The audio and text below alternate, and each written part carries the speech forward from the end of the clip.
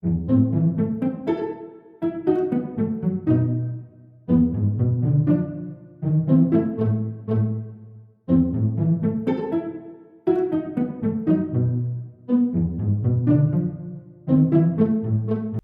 starts with a simple promise, a few dollars a month, a couple of screws, and the dream of building a masterpiece right on your own workbench. But what they don't tell you in the glossy ads is that the masterpiece is a mirage and your workbench is a trap. Welcome to the Partworks purgatory, a logistics black hole where thousands of dollars disappear into a broken supply chain. Customer service actively threatens builders who stop paying, and the critical parts you need simply never arrive. To understand how a scheme this massive actually operates, you can't just look at its broken storefront. You have to look at the empire pulling the strings. Gruppo de Agostini is a titan of global finance. It is a family-owned Italian conglomerate that manages tens of billions of dollars in alternative assets, controls massive stakes in international gaming and lottery systems, and dominates European broadcasting. They are, by every metric, highly calibrated, endlessly resourced corporate machine.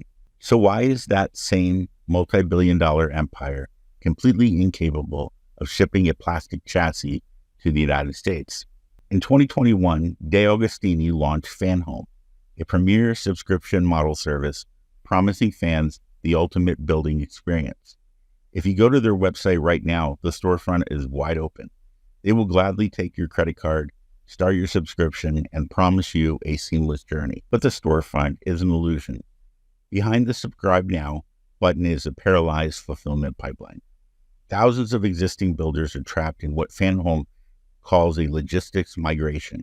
For months, we have been stonewalled, missing massive consecutive blocks of structural parts while automated systems attempt to bill us for fragmented pieces we cannot use.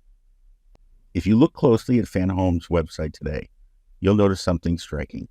The interface is sleek, the components load instantly, and the checkout process is as frictionless, perfectly optimized machine. They are pouring massive resources into polishing their digital storefront. But that front-end polish is hiding a completely shattered back-end logistics database. They have the capital to continuously refactor their web applications to capture new credit cards, but claim they don't have the resources to ship a plastic chassis to the people who have already paid for it. So where is the money coming from to fund this massive technical upgrade? Is it coming from us? They are holding our cash, refusing to fulfill the core structural parts of our builds, and using that withheld revenue to build a better trap for the next wave of builders. But a polished website is only half the trap. To truly capture a massive consumer base, they need credibility. And they get it by weaponizing the intellectual property of the biggest entertainment conglomerates on the planet. When you see an official logo attached to a product, there's an implicit assumption of quality control.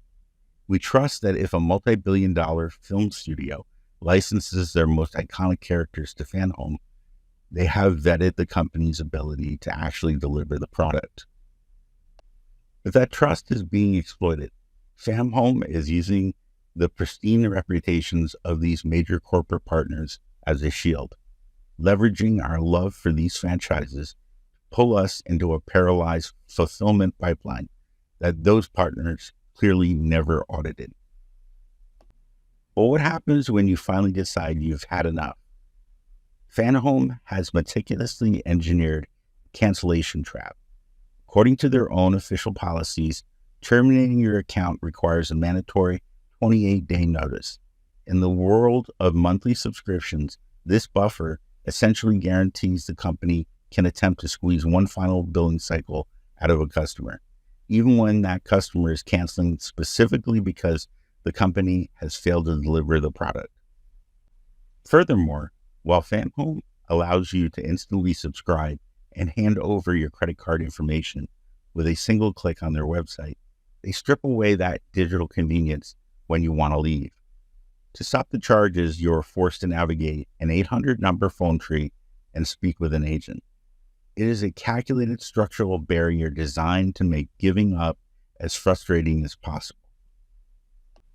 In August of 2022, the Partworks community was hit with a massive shockwave.